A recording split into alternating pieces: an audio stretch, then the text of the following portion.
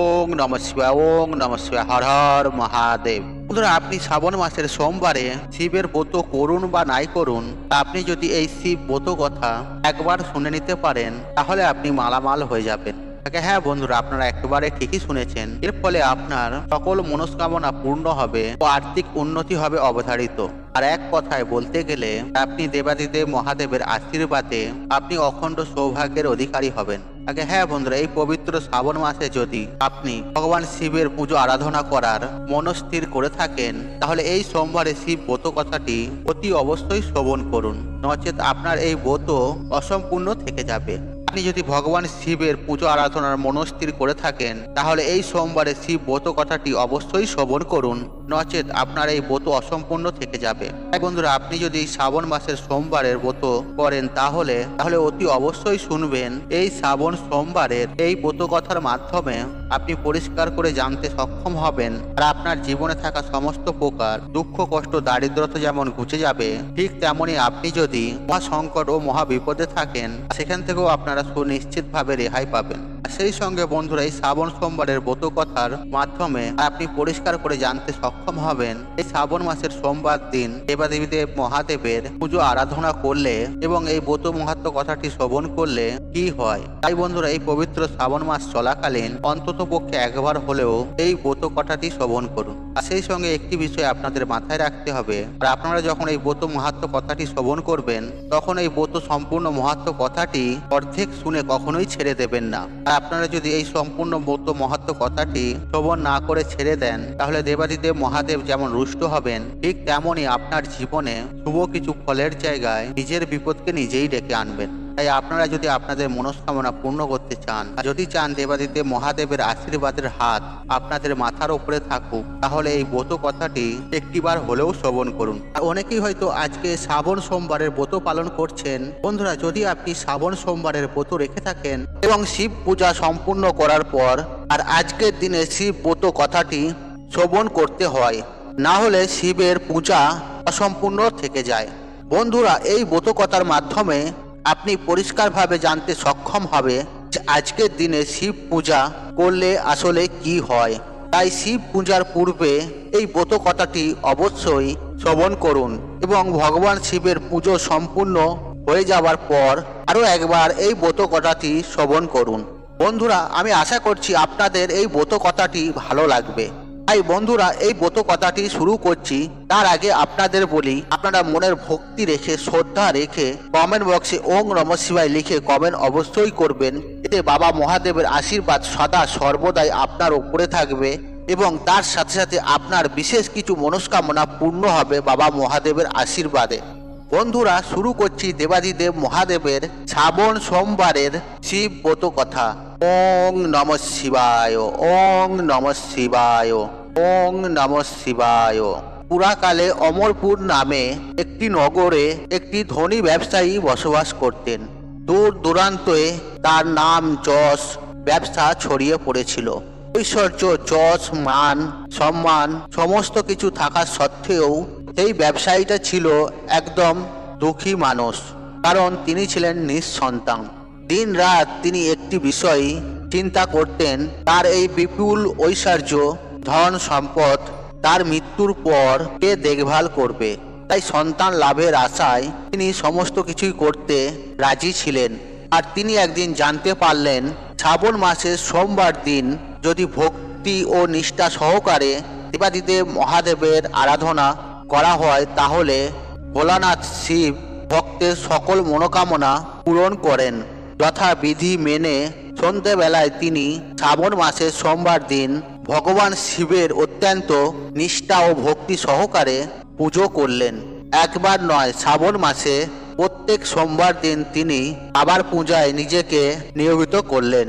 ব্যবসায়ীটি নিষ্ঠা ও ভক্তি দেখে শিব জয়া পার্বতী শিবজিকে বললেন, হে পান্নাথ, এই ব্যবসায়ী আপনার একজন সত্যিকারের ভক্ত। শ্রাবণ মাসের প্রত্যেকটি সোমবার দিন সে যথা বিধি মেনে আপনার পুজো করছে। তাই এই ব্যবসায়ীর মনোকামনা আপনার অবশ্যই পূরণ করা প্রয়োজন। ভগবান শিব দেবী পার্বতী কথা শুনে প্রথমে সামান্য হাসলেন, তারপর বললেন, হে পার্বতী, এই সংসারে সমস্ত ব্যক্তিকেই নিজের কর্ম অনুসারে ফল প্রদান করা হয়ে থাকে। মানুষ যেমন কর্ম করবে ঠিক তেমনই তার ফল পাবে।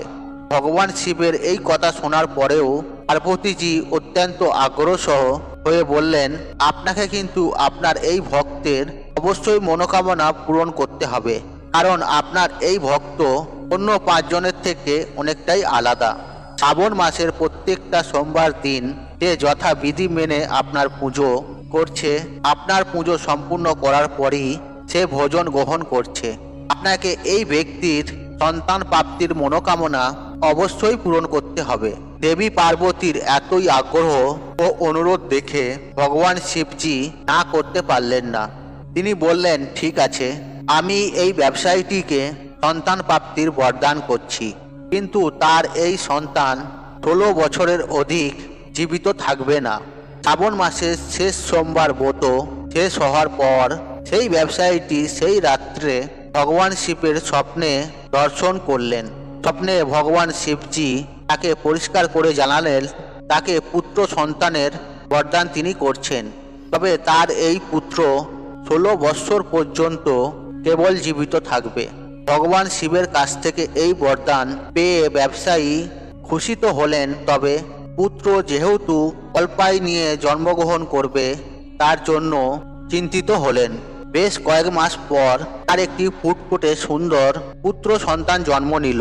ব্যবসায়ীটির ঘর খুশিতে ভরে গেল। যথেষ্ট ধুমধামের সঙ্গেই এর জন্য উৎসবের আয়োজন করা হলো, কিন্তু ব্যবসায়ীটি খুব একটা খুশি ছিলেন না, কারণ তার এই পুত্র যে অল্পায়ু হিসেবে জন্মগ্রহণ করেছেন তিনি এতদিন পর্যন্ত রহস্যই রেখেছেন।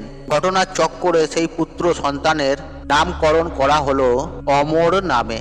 ছোটবেলা থেকেই তাকে দান, ধ্যান, তপ এবং পুজো অর্চনা শেখানো হলো। আর ব্যবসায়ীটি প্রত্যেক বছর শ্রাবণ মাসের সোমবারের ব্রত সঙ্গে সঙ্গে পুরো সোমবার ব্রত রাখতে শুরু করলেন।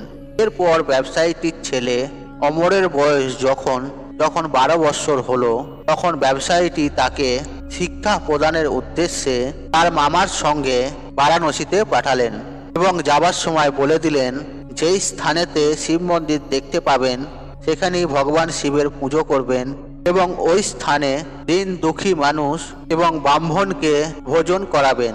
এইভাবে মামা ভাগ্নে বারাণসীতে যাওয়ার পথে একটি নগরে প্রবেশ করলো।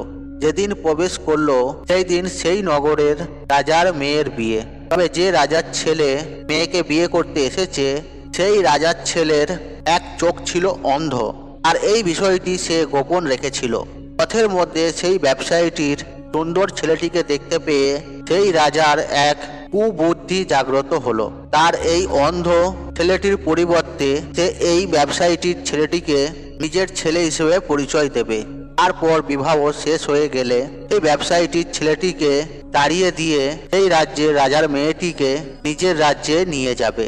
পানের ভয়ে ব্যবসায়ীটির ছেলেটি সেই সময় মুখে কিছু না বললেও বিবাহের পর রাজকুমারীর শাড়ির আঁচলে সুযোগ বুঝে লিখে দিয়ে যায় যে তোমার সঙ্গে তো আমার বিবাহ হলো, কিন্তু বিয়ের পর যে রাজকুমারের সঙ্গে তোমাকে নিয়ে যাওয়া হবে সেই রাজকুমারের আসলে এক চোখ অন্ধ। আমি তো বারাণসীতে শিক্ষা গ্রহণ করতে যাচ্ছি। বিবাহ সম্পূর্ণ হওয়ার পর পরের দিন সেই ব্যবসায়ী পুত্রকে তাড়িয়ে দেওয়া হয়, কিন্তু রাজকুমারী যেহেতু আসল সত্য জেনে ফেলেছে তাই সে রাজার অন্ধ পুত্রের সঙ্গে যেতে রাজি হয় না। ব্যবসায়ী পুত্র অমরকে নিজের স্বামী মনে করে তার জন্য প্রতিজ্ঞা করতে থাকে। অন্যদিকে অমর এবং তার মামা শেষ পর্যন্ত বারাণসীতে উপস্থিত হন। সেখানে 4 বৎসর ধরে অমর শিক্ষা গ্রহণ করে। তখন তার 16 বছর পূর্ণ হলো, আর সেই দিনই ভগবান শিবের স্বপ্নদেশ সত্য হয়, অর্থাৎ অমরের মৃত্যু হয়। ছেলের মৃত্যুর সংবাদ পেয়ে সেই ব্যবসায়ী এবং তার স্ত্রী অন্ন গ্রহণ পরিত্যাগ করে। এই ঘটনায় শিব জয়া পার্বতী অত্যন্ত শিবের প্রতি ক্রুদ্ধ হন। তিনি ভগবান শিবের উদ্দেশ্যে বলেন, যে ব্যক্তি আপনার সারা জীবন ধরে নিষ্ঠা ও ভক্তি সহকারে পুজো করলো, যার পুত্র একইভাবে আপনাকে পুজো করে আসছে, তার প্রতি এইরূপ বিরূপ হলেন কিভাবে? ভগবান শিবজি বললেন, এ তো বিধির বিধান, যা হওয়ার তা হবেই। এই কথায় পার্বতীজি আরও ক্রুদ্ধ হলেন। তিনি বললেন, তাহলে কি ভক্তির কোনো অর্থ নেই?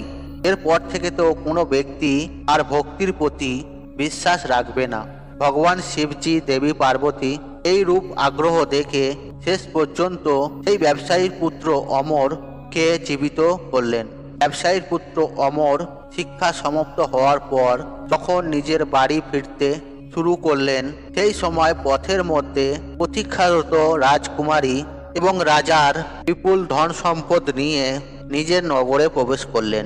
ভগবান শিবজি সেই ব্যবসায়ীটিকে আবার স্বপ্নে দেখা দিলেন এবং দেখা দিয়ে বললেন, তোমার ভক্তি ও নিষ্ঠায় আমি অত্যন্ত প্রসন্ন হয়েছি, তাই বিধাতার বিধির লেখন শেষ পর্যন্ত আমাকে বদলাতে হয়েছে।